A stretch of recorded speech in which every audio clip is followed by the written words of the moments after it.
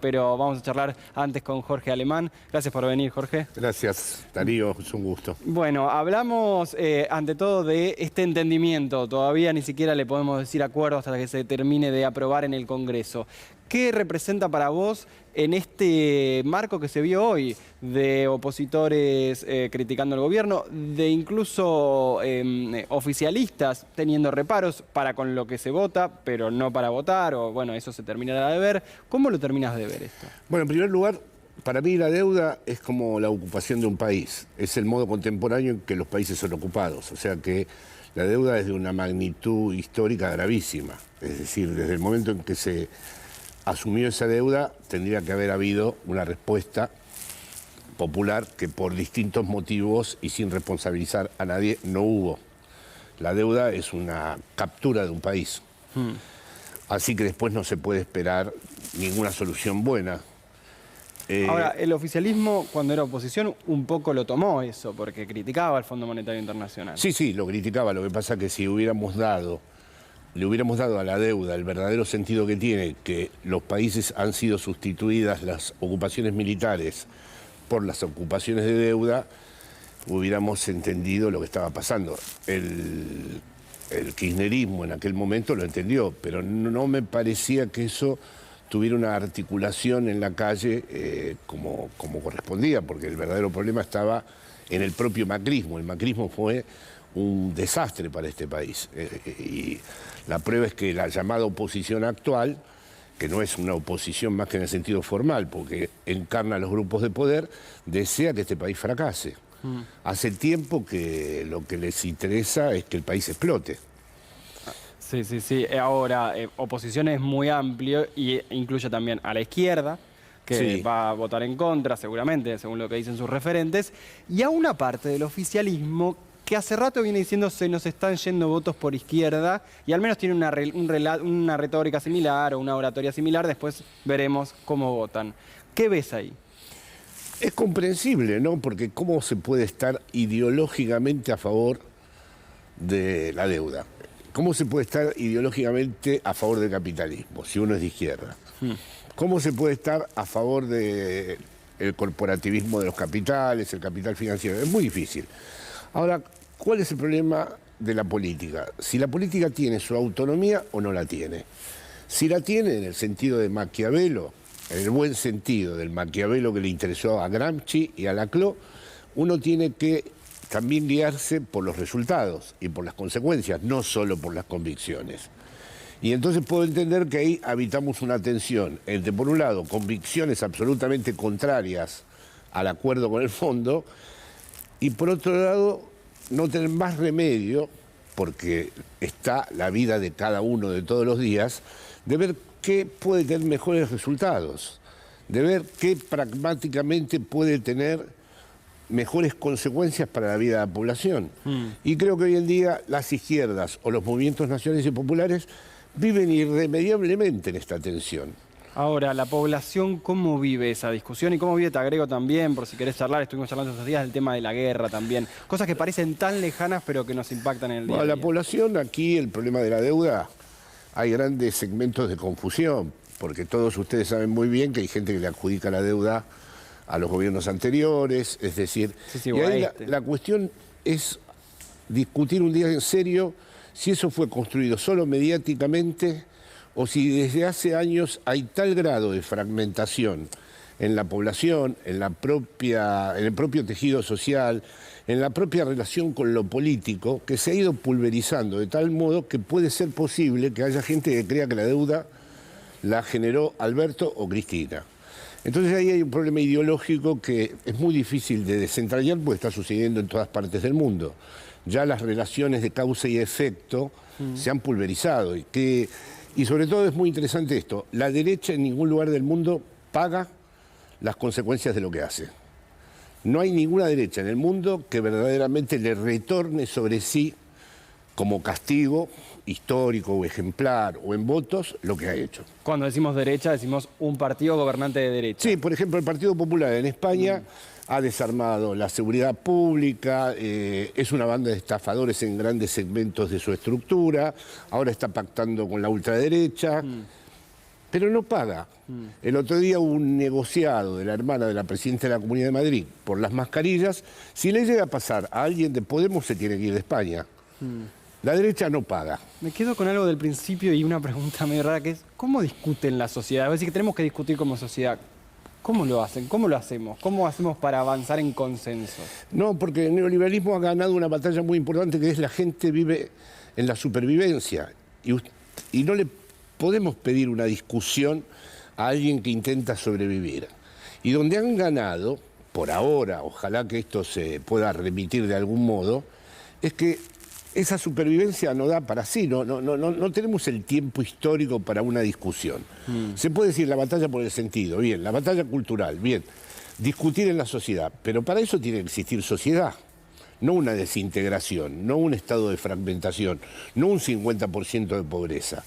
Entonces, realmente, la izquierda que vive de la argumentación y que no puede mentir y que tiene que ser coherente por mandatos históricos y que tiene que referirse además a una cierta ética, están en muy malas condiciones para transmitir su experiencia.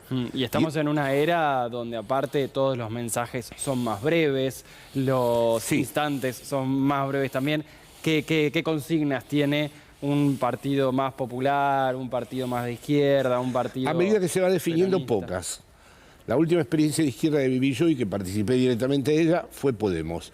Mientras eran los de abajo contra los de arriba, contra la casta, que ahora lo copia la ultraderecha aquí. Bueno, eso extendió el campo de identidad. Y entonces había una gran movilización. A medida que se supo quiénes éramos, es decir, que queríamos hacer tal cosa con los impuestos, mejorar la salud pública. Ah, bueno, ustedes son castrocomunistas, claro, comunistas. Son castrobolivarianos. Y bueno, entonces ahí realmente está una especie de macizo ideológico muy difícil de atravesar, y lo mismo con la guerra. Para vos al gobierno y a los gobiernos de izquierda, pero también en Europa y demás, pero sobre todo acá en Argentina, ¿le lastima el tema Rusia, por ejemplo, un Putin de esta manera? Sí, en este caso sí, porque yo, por ejemplo, que trato de hacer un matiz con Putin, es decir, desde luego pertenezco a la tradición que cree que Estados Unidos es el responsable de todas las masacres mundiales y que la OTAN es un colaborador maldito de Estados Unidos y que el imperialismo es el verdadero criminal que nosotros hemos padecido. Pero en cuanto a las lecturas que se han hecho, donde ven a Putin solo como víctima de la ofensiva nazi, de Ucrania y todo eso, yo tengo un matiz, a raíz de que tuve el honor de ser traducido al ruso, me conecté con la izquierda rusa, la poca que puede quedar allí, y pienso que Putin tiene un proyecto también de expansión imperial. Y por lo tanto no lo veo meramente como una víctima. Pienso que él quiere restablecer algo de su faceta imperial. Pero esto es muy difícil tomarlo acá porque uno ve a la derecha que sale con Ucrania, a la derecha argentina no le importaron ni los desaparecidos, ni los muertos de la Malvinas, ni los muertos del Ara San Juan.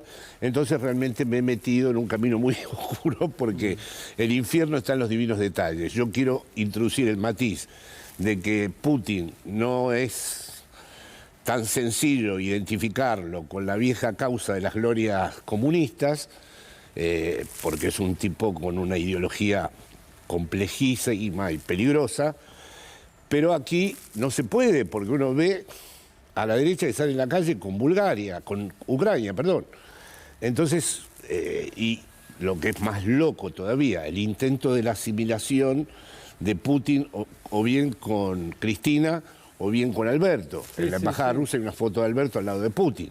Ahora, vos decís lo que estás diciendo de Ucrania. Antes veíamos cómo la oposición no se hace cargo de cuando era el gobierno y tomó la deuda, o cómo cómo avanzan con mentiras. Y también se escuchó mucho estos días gente del oficialismo diciendo hay que explicar mejor que... Pero no pareciera que haya mucho espacio para explicar en grandes textos mucho. ¿Qué espacio queda entonces para explicarle a la sociedad? Bueno, tenemos una tragedia, Darío, que es la palabra democracia. Por un lado, no podemos salirnos del mundo democrático, porque habernos salido del mundo democrático bajo el paradigma revolucionario no tuvo las mejores consecuencias. Pero por otro lado, tenemos que estar dentro del marco democrático, y en el marco democrático las cartas están marcadas. Todas las estructuras de poder están dominadas por las derechas o por los centros de poder. Por lo tanto, todo lo que podemos hacer nosotros, indignándonos, denunciando, estableciendo relatos distintos, nunca sabemos muy bien qué marco real de operatividad tienen. Es una apuesta, no podemos dejar de hacerlo. ¿No se soluciona con algún liderazgo que puedan hacer? Bueno, Darío, el otro día hablábamos de esto, pero es que estamos en un periodo histórico en donde va a ser muy difícil que veamos emerger liderazgos como los que llegó a haber en Argentina. Argentina debe ser uno de los últimos casos en el siglo XX, en el kirchnerismo, que logró estar cercano a la mitología del liderazgo, ¿no? Pero Cristina, hasta Lula, digamos, ¿no? Son todas regiones. Yo creo que Cristina es lo que más se ha acercado al proyecto, digamos, a lo que Gramsci en los cuadernos de la cárcel habla de los mitos fundacionales del liderazgo, es decir, el momento en donde hay alguien excepcional. Alguien excepcional encarna de un modo directo los intereses populares. Hoy en día el tejido de mediaciones que hay, por las redes y todo eso, hace muy difícil que haya esa relación del líder con el pueblo, ¿no? Entonces, Lula puede ser, pero Lula me parece que es más finalmente un presidente progresista, como creo que lo va a ser Boric. Sí. Es decir, un presidente como el que pudo ser Felipe González, o como incluso, en cierta forma, Sánchez, que es un presidente, vamos a decir, de cierto centro-izquierda, si se quiere ser.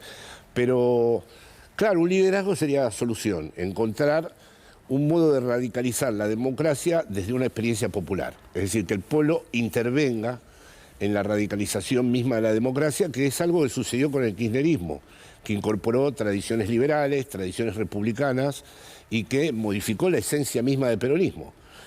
Bueno, eso con el kirchnerismo se pudo, habrá que ver, ¿no? El gran antecedente fueron las madres de la Plaza de Mayo. El elemento, digamos, que hizo posible la experiencia democrática argentina en un nivel de una cierta radicalidad fue ese, ¿no?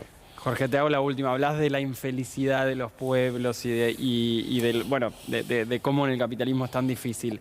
En un momento con una pobreza alta, ¿se puede pensar que el pueblo sea un poco más feliz aunque la guita no alcance? Incluso si puede haber un poco más de guita. ¿O todo pasa por...? No, la verdad que sinceramente ahí soy marxista y si no están satisfechas.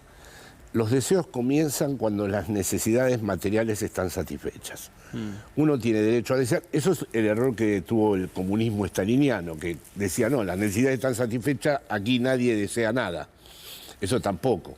No, el peronismo tiene una ventaja ahí. Dinámico. El peronismo sí sabe que el pueblo desea. Ahora, la condición para el deseo es que la necesidad esté satisfecha. Si uno está atado a una necesidad vital para sobrevivir, y no puede desear nada.